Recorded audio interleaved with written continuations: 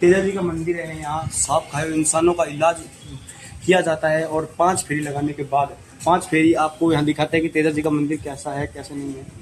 यहाँ से घूम के 5 फेरी लगानी पड़ती है।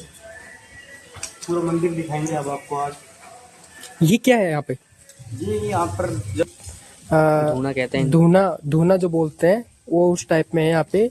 ये तेजा जी का बबूती जो अपन बोलते हैं, तेजा जी की बबूती, ये यहाँ पे लगाई जाती है और फेरी इस मंदिर के चारों तरफ लगाई जाती है। जैसे हमारे गाइड्स बता रहे हैं, ये रामदेव जी का मंदिर है। ये रामदेव जी का मंदिर यहाँ पे। इनके बारे में थोड़ा क्लियर बताओ ना आप। ये यहाँ जहाँ पर आपको तेजा जी का मंदिर दिखाएगा उनके साथ साथ यहाँ दिखाई जाती है गोगा जी पीर।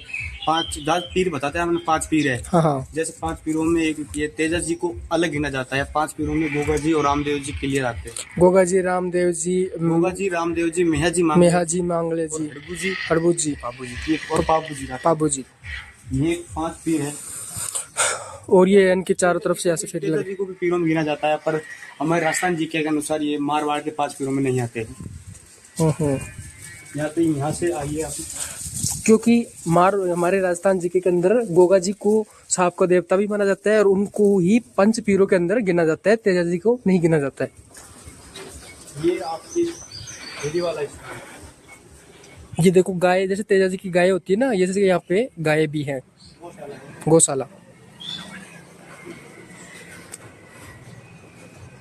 ये धर्मशाला है हमारे। कहते हैं कि तेजा जी गायों को बचाने के चक्कर में अपना प्राण त्याग दिए थे। एक मोहम्मद गजनवी नाम का एक था, राजा था, जिनसे उन्होंने गायों को बचाने के चक्कर में अपने बलिदान त्याग दिए, अपने प्राण त्याग दिए। ऐसे लोगों के बारे में बताता हूँ कि कहते हैं तेजा जी जब मोहम्मद गजनवी से लड़ने के लिए जा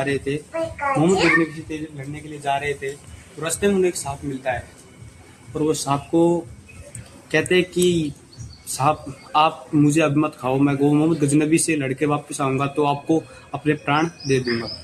लेकिन तेजा जी की महाराज की इतनी सारी चोटें थी कि इतने सारे घाव थे कि सांप भी डसने से पहले 100 बार सोच रहे थे कि भाई मैं कहाँ डसूं, तो उन्होंने अपनी जीभ के ऊपर उसे डसाया था। नहीं बताता तो मोहम्मद गजनवी से लड़ने जाता है। हालांकि वो गायों को तो बचा लेते हैं, पर उनके शरीर पे इतने घाव हो चुके थे कि उनका शरीर का कोई भी अंग सही सुरक्षित नहीं था। तो सांप उनके पास आके कहते हैं, ये काल्पनिक कथाएं है, सांप उनके साथ पास आके कहते हैं कि तेजा जी मैं आपको कहाँ कहूँ, आपका शरीर का कोई अंग सही नहीं बच रहा। तो तेजा जी उन्हें कहते हैं कि मेरा शरीर का एक अंग जीभ, वो मेरा सही सुरक्षित बच रहा है, आप यहाँ खा लेते हैं।